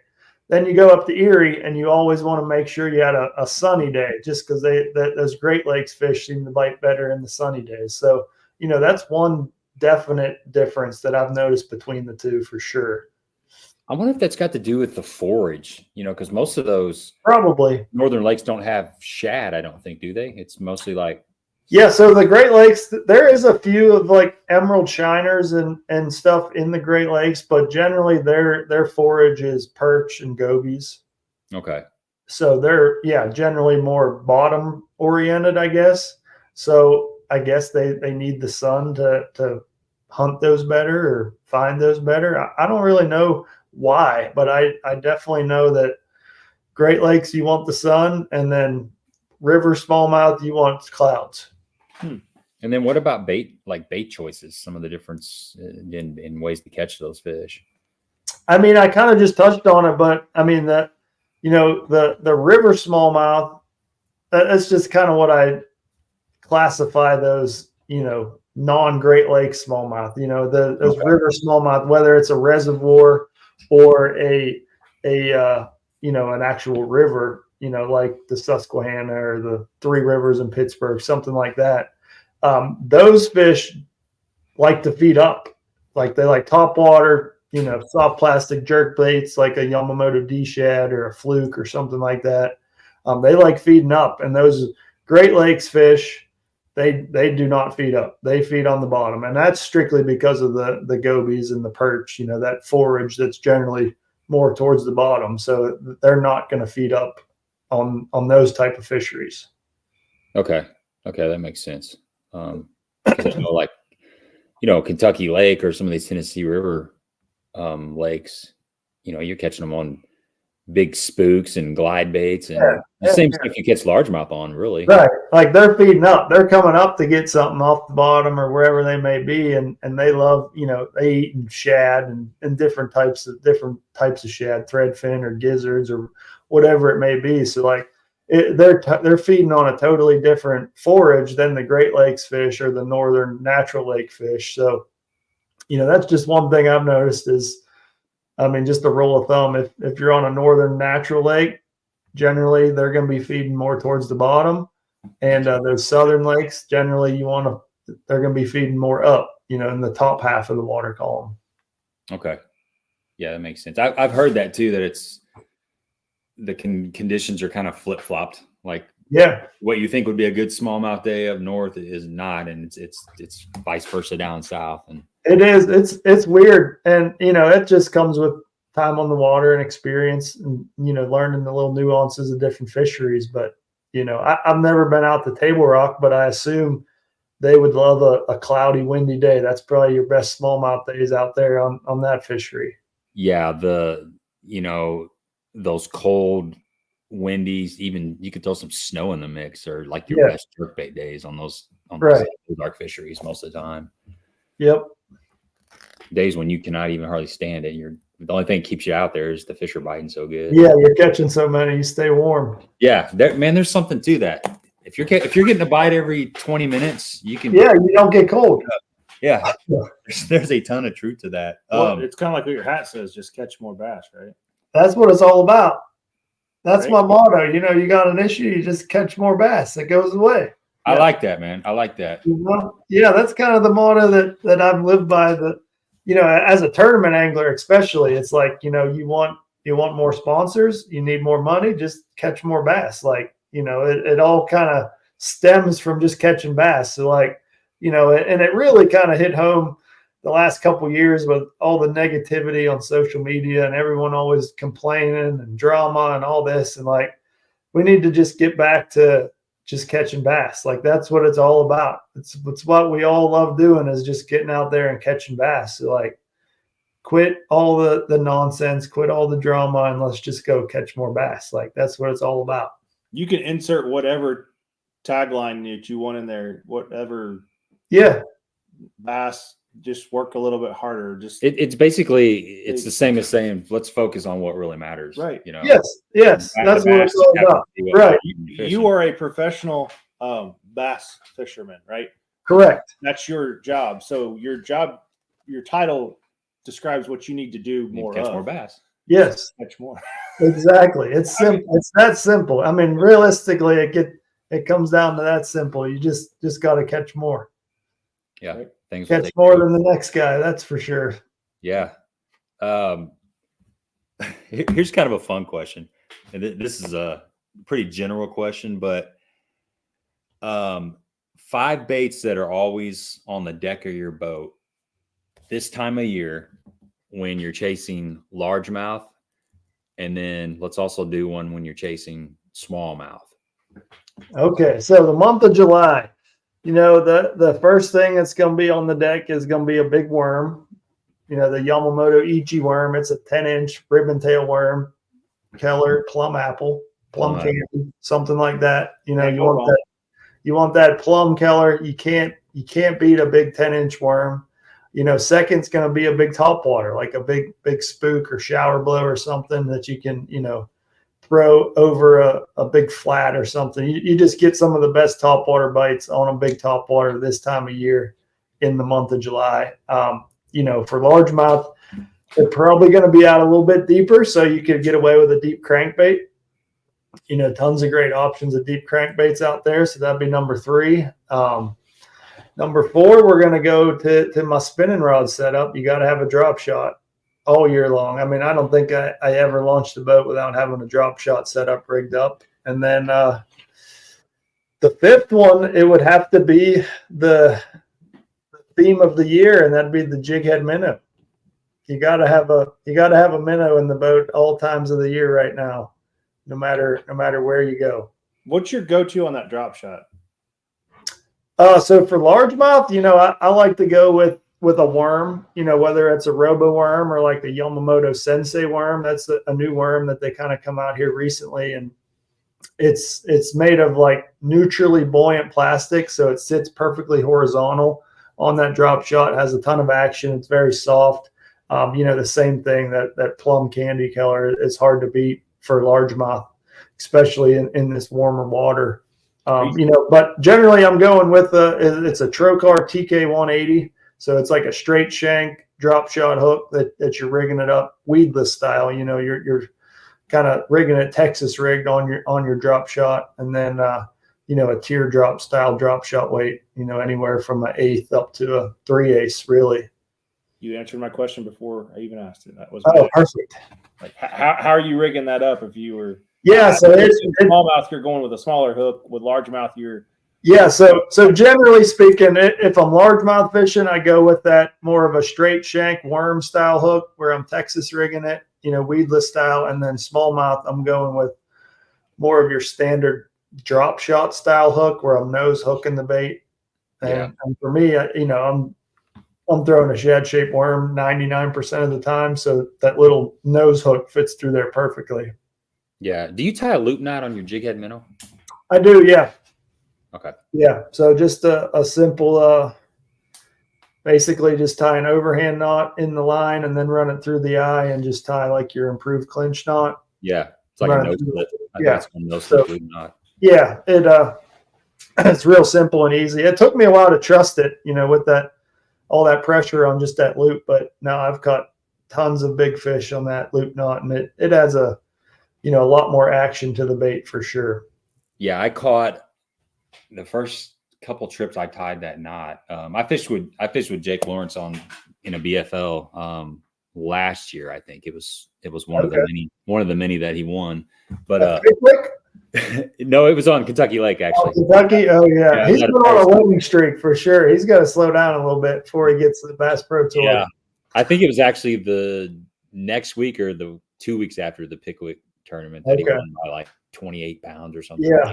But anyway, he showed me that loop knot, and I learned how to tie it, and I'm like, I don't know, man. I don't know if I trust this. And I hooked, I think my second trip out with it, I hooked like a 15, 16 pound striper. Yeah. And after that, I mean, if a striper ain't going to snap you off, your largemouth's probably not going to snap you off. Yep. Same thing for me. It took me a little bit. And after catching some big stripers and drum and stuff, I'm like, all right, I trust this knot now. Yeah. It's a good knot. It's hard to go away from Old Faithful though, isn't it? Like it is, man. Yeah. But you got to on that jig head minnow. I think that loop knot makes it does. It allows the bait to wiggle more. It gives it a lot more freedom just because you're not cinched down to that eye. So it gives it a little more movement, so it can wiggle side to side a little bit more. What about smallmouth on your five baits? Smallmouth. So I mean, there's going to be a couple duplicates with the jig head minnow and the drop shot. Those are two definites. You got to have those. Number 3, I would say a Ned rig. It's hard to beat a Ned rig for those smallmouth fisheries. Just, when I think smallmouth, generally speaking, I'm thinking the Great Lakes or, a northern natural lake like Lake Champlain or Oneida or the Finger Lakes, whatever. So that's generally what I'm thinking smallmouth fishing. So, obviously these baits are going to be more related to the bottom. So drop shot with a shad shaped worm, that's my number 1 choice every single time. You can't beat that. You got to have a minnow nowadays just because it's the hot technique and it definitely catches them. Ned rig, it has its time and place. The Yamamoto makes a Ned Cinco, and that thing will stand perfectly straight up and down. And there's something about that those smallmouth can't stand. A lot of times, like you throw it out there and they see it falling and they almost follow it to the bottom. But once it lands and it just stands there straight up, that's when they pick it up. So there's just something to that Ned rig and that presentation for catching those big smallmouth. Man, other than that, you got to have a jerk bait for sure. 100% of the time you go smallmouth fishing, you got to have a jerk bait and like a perch color just for if you do fish in that little bit shallower water. Other than that, man, I would say the marabou jig that we talked about. That's something that, if you find some fish that are a little bit shallower or maybe a mayfly hatch or something like that, you got to have that marabou jig on deck ready just in case that, that situation shows up. That's a bait that'll catch them when no other bait will in certain situations. Yeah, I think that Ned, the importance of having a floating bait on that Ned rig, it's basically what you just said, is because after it settles down, it almost has like a secondary action where it just it kind of starts rising up like that. I fished Mille Lacs before, and man, a lot of the bites we got after the bait had been sitting still for 10 seconds. And that's what's going on is it's landing moving down there by itself. Yep. And it just kind of does this and boom, they suck it up. Yep, there's something about that they can't stand where, whether it's it just standing straight up and kind of moving a little bit like that, or the actual process of it starting to float tail up and pull the actual jig head up. But there's definitely something about that Ned rig that big smallmouth can't stand. Here's a question from Stephanie. So Stephanie, she fishes a lot of the same lakes that we do, and she doesn't have any electronics in her boat. So her question is, would you use a minnow style bait on old school fishing? Yeah. So basically you could use it in place of a small swim bait. So, you know, I used to throw a small swim bait all the time, well before live scope came out. And basically you would be, I guess the term was scrubbing, where basically you kind of sink it down to the bottom and just kind of swim it along the bottom on these long, flat tapering points and things like that. And, you know, a lot of times I would just fish it suspended. You know, I would cast it out, count it down 3, 4, 5 feet, and then just kind of retrieve back over open water. And you could do the same thing with the jig head minnow. And, you know, it's very similar in presentation as far as water column and fish biting. Now, a lot of the fish with forward facing sonar have got more pressured and they don't necessarily commit to the swim bait the same way they do to the jig head minnow. And that's why you've kind of seen that transition here lately. So definitely, you could definitely throw the jig head minnow and not be looking at your electronics. You could just fish a piece of structure with it or fish it, you know, close to the bottom and just kind of swimming along the bottom. But I mean, it doesn't get any simpler than a minnow. A bass is always going to eat a minnow if you put one in front of him. So you can fish it anywhere. And if you get it in front of a bass, he's probably going to eat it. Well, yeah, and exactly. A lot of times what we're putting on there is a shad shaped bait. It's just I mean, we go back to Yeah. the old school fluke. I mean, that's a lot of times what I got tied on. Yeah. Is just an old school fluke and catch it. Yeah. I mean, you're not putting on a jig head, but you threw it on a weighted hook or a weightless hook. That's Yeah. a lot of how we started throwing one of those. Well, I remember then- on a trip 10 years ago, 10, 12, maybe 14 years ago, I fished with a guy who had a fluke on a jig head. The same thing we're throwing, and he was just casting it in and just reeling it in. On Tennessee River Lake. No, it was actually Wapapello. Really? Yeah, Okay. it was a Wapapello. And Stephanie, you can take that next time you go over to Cedar. Take a fluke or whatever bait you have that's minnow shaped, and put it on a, you know, like an 1/8 ounce jig head or a 1/16 ounce jig. I'd say an 1/8 or a 3/16 is probably better, but just start throwing it around the grass. We got a lot of grass in all lakes around here. Okay. Throw it around the grass, and you will catch fish, especially if you see them busting out in the middle, which is going on. Oh, yeah. You throw that little minnow in the middle of those fish that are busting, you're gonna catch them. It's gonna be on. No doubt. It's a fun way to catch them. No That, doubt. I was thinking just the opposite, like a jig headed minnow. It doesn't have to be an 1/8 ounce with a 1/0 hook. I mean, I remember guys on the Tennessee River throwing a 7-inch fluke on The big one. Yeah. and stroking it like you would a hair jig, just giving it a different presentation. Same thing what you just talked about, Matt, with you used to throw a little 2.8 swim bait around, but they got wise to it.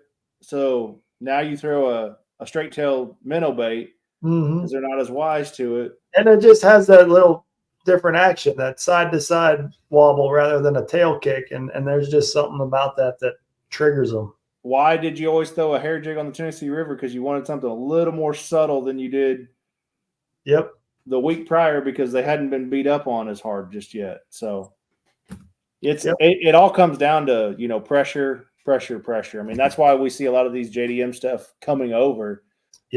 Of how pressured their lakes are. They got some weird stuff now. And they got some really. I know. They don't have the preconceived notions, I don't think, like we do. Like, why would some bass eat a square bait, a fuzzy dice? You know, that's a strange. Yeah, that blows my mind. I think I know what Andy's talking about. He says, "What about using braid to attach a hook to a crankbait and do away with the ring?" Seen a video on it. Was wondering if there's anything to like it. tying a loop. Yeah, with just so your the braid. fish can leverage on the split ring. The braid split rings, I guess, is what he's referring to, and I mean that it does a couple things. One, it gets rid of any noise, because like split rings and hooks banging together create a lot of noise. So if you want a bait that's a little bit more silent, you can tie those braided split rings. And the other thing is it gives you a lot more rotation of your treble hook so that the fish don't have that leverage to throw it. So you could take a treble hook on the back of a crankbait, and I think you could get 3 or 4 rotations of that crankbait before that braid gets tight.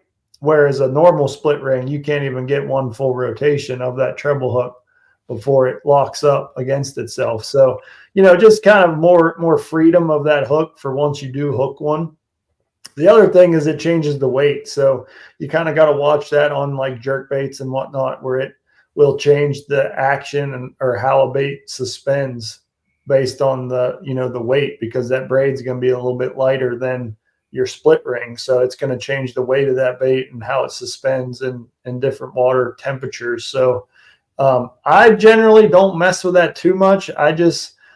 I'm a big proponent of making sure I have super sharp treble hooks on there. So like, I really like using Trocar treble hooks. I will change out the hooks on a jerk bait 4, 5, 6, 7 times in a day. No problem. I mean, you want to make sure those hooks are super sharp and super strong. Once they've bent out once, they're weakened. Like they're not as strong as a brand new one. So I definitely make sure I keep fresh hooks on there. And, knock on wood, I seem to do well with the landing percentage on a jerk bait, but that could change at any time. So that's something that we don't all think about, and whether it's a jerk bait or whether it's I always thought about a lot on a square bill. You're down there grinding in the muck and the rock and how many times did you bring back a rock or something from the bottom, and you've been running that same square bill for 3 days. Yeah, that hook's toast and you don't even realize it, Right.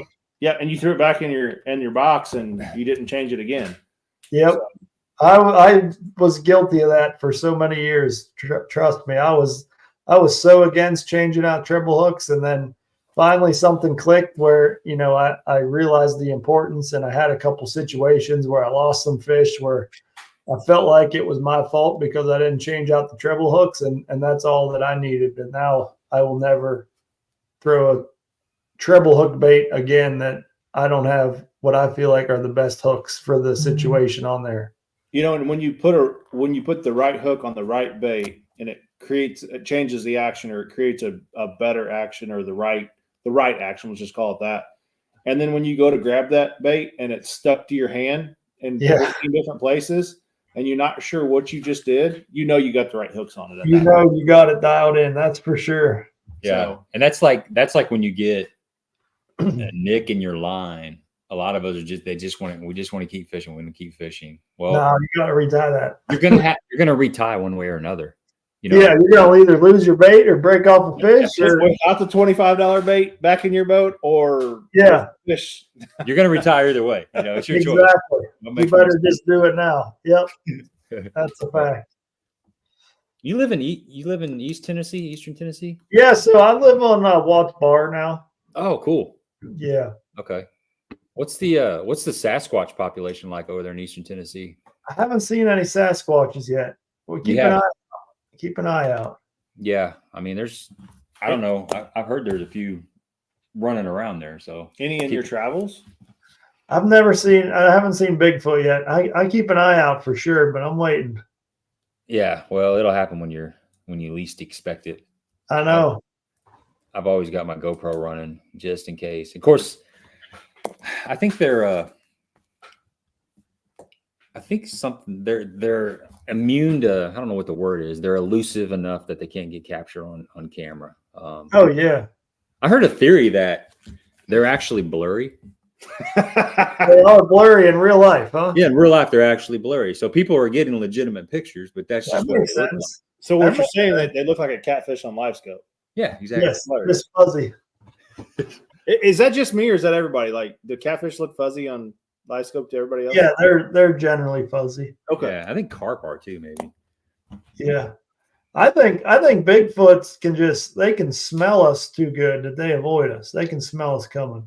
Yeah. Well, I've also heard that they can see infrared. So that's why they don't get there's no game cams that pick them up. They can see that beam. So they step right over it, or they go around it. Well, maybe we're not giving them enough credit, and they have iPads and they just take the card out, delete the picture, put it right back in. They scrub the pictures. Yeah. Every single one. They could. Every once in a while you see a finger, like a game cam gets that finger right before they grab that SD card out of there. Yep. That's how we do our giveaway, Matt. If you have figured that out, we make a reference to Sasquatch, and then everybody will guess a number between 1 and 200, and I got a number written down. So whoever guesses that number, they get that Baitworks $25 Baitworks gift card. That's funny. And then I go cross-eyed about halfway through trying to figure out who won. Believe it or not, somebody that's fishing with you on the BPT, Matt Steffen, has got a heck of a Sasquatch story. So I room with him on the it's a good story. He's seen Bigfoot for sure. And I don't know, maybe they captured him and did something to him, but he doesn't like talking about it too much. Every time I bring it up, he's like, "Oh man, I don't really want to talk about this again, but here we go." Well, I think every time he talks about somebody sends him like something that's Bigfoot reference to something like a cardboard cutout or a Sasquatch like stuffed animal or something. Yeah, that's funny. Yeah, it's a heck of a story, man. So yeah, that's funny.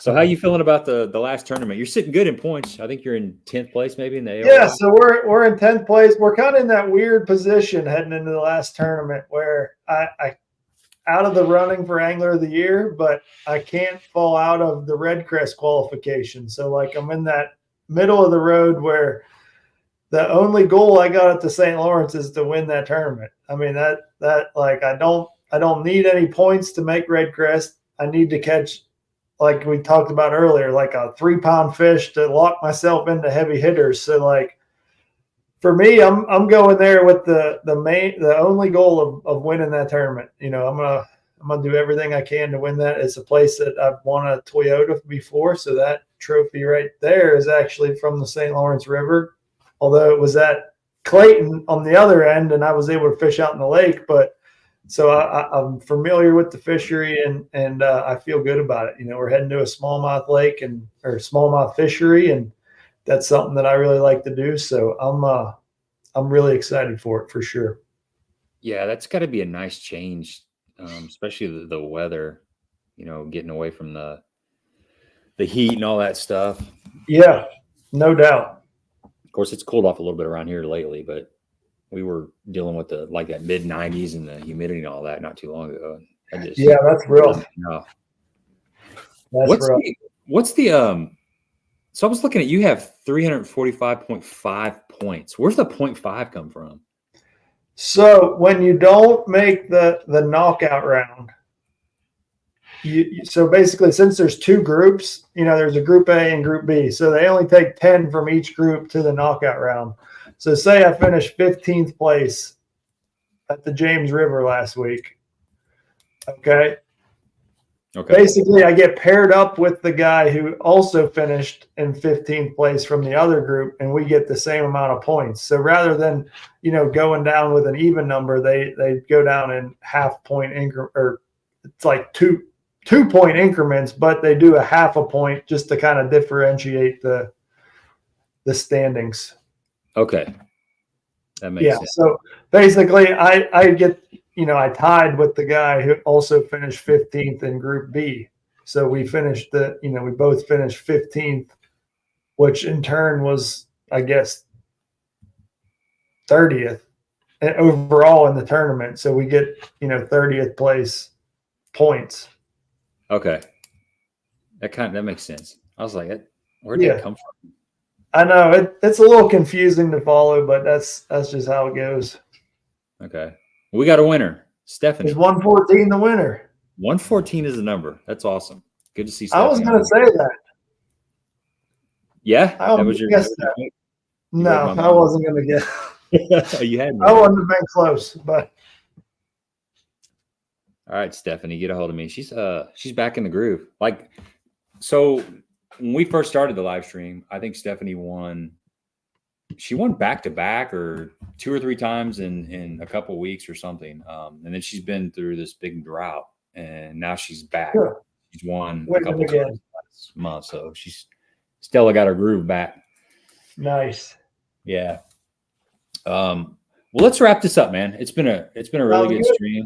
I appreciate you spending time with us, and we covered a lot of good stuff. I mean, this is going to be one to go back and listen to. We started from tips to become better fishermen, and we covered a gauntlet of stuff. I really appreciate that. Any things you want to shout out before we wrap this thing up? No, I appreciate you guys having me on. Definitely always game to talk fishing. So let me know if you ever want to do it again. Well, hopefully we can make it all work. You know, iCast is coming up next week, so there's some really cool things coming from the guys at GSM with Yamamoto. There's a couple really cool baits you're going to want to check out at iCast next week from Yamamoto and Bill Lewis. I mean, there's some really cool baits, some really groundbreaking stuff that's coming. So you're definitely going to want to check out that next week and see all the new stuff coming from iCast. But other than that, like I said, appreciate you guys having me. And if you guys would check out our YouTube channel, we're trying to pump out a bunch of content right now. We're doing 3 videos a week on my channel. So wow. If you guys aren't subscribed, head over there and check out our channel, and appreciate everyone tuning in. Yeah, I left links to that kind of stuff in the description box. So yeah, everybody go over there and give them a visit. Got a bunch of got a lot of good tip videos. You're doing 3 videos a week, man. That's yeah, after it, man. Yeah, we actually got to go film some in the morning. So we got a few for next week while we're going at iCast and stuff. So that's on the to-do list for the morning. Yeah. Well, we'll definitely have you back on here before too long and catch up. It was a really good stream. Tell Drew and Matt, Steph, and I said hi when you see them next. Will do. So, all right. Sounds good. All right. See you.